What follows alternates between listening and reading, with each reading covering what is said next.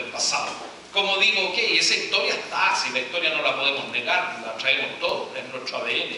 Tenemos los genes de nuestra historia, vivimos insertos en una cultura que dice de la historia.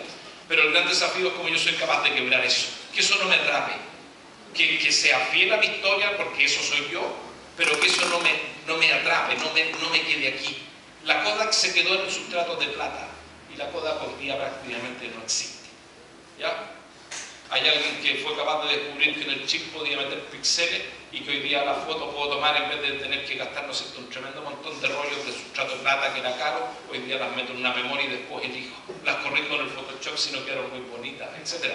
Bueno, ¿cómo la Kodak se anticipó a eso? No se anticipó. Y así hay compañías, ¿no es cierto?, entonces, que se quedaron en el pasado y no fueron capaces de redefinir su negocio.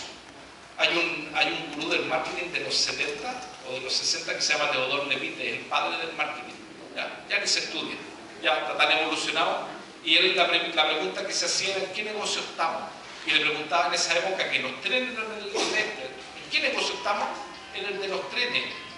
Y el que se quedó en el negocio de los trenes se murió porque se quedó arriba de los rieles.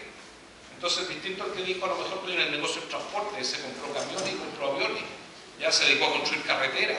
Entonces, yo siempre pregunto a los medios de comunicación en qué negocio estamos y me dicen: somos diarios. Ese está en el pasado. Somos tele, también está en el pasado. Eso se quedaron en el sustrato. Somos diarios, se quedaron en el formato, en el papel, ¿no es cierto? ¿Qué somos? Somos multimedia, por ahí vamos mejor. Somos comunicadores, somos mediadores, ahí vamos, somos constructores de marca. Por ahí vamos, y empezamos a encontrar, ¿no es cierto?, que los fenómenos desde el lenguaje me entrampan, porque me entrampo en eso y no soy capaz de salir de ahí, me quedo pegado. Versus cuando yo digo soy constructor de marca, yo las marcas las puedo construir sobre papel, sobre audiovisual, sobre audio, sobre medios sociales. Entonces, ¿en qué espacio de amplitud, ¿no es cierto?, yo me paro y rompo con estos supuestos del pasado? Ese es el gran desafío de lo que viene. Eso es la innovación. Desde ahí yo puedo avanzar, ¿no es cierto?, y puedo caminar a lo que viene.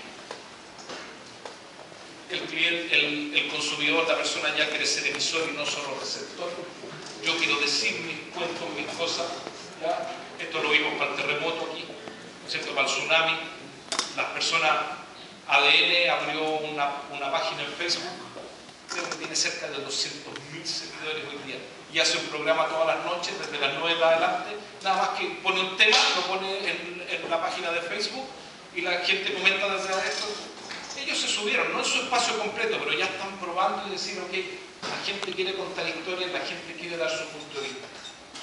Ya hubo un reportaje bien interesante de los diarios ciudadanos hace un tiempo que iba un ramo cholele allá de Iquique y el periodista, el reportero ciudadano, el corresponsal ciudadano puso su celular en su cuenta kilómetros, en su velocímetro. Iba a 160 kilómetros por hora y no pillaba el bus. Entonces me tomaba la foto al bus, tomaba la foto al cuenta esto y lo posteó. Generó conmoción allá. O sea, es como yo me hago cargo, ¿no es cierto?, de decir aquí hay una irregularidad y la digo. Y eso antes había costado mucho que saliera, no tenía cómo. Hoy día las tecnologías lo permiten.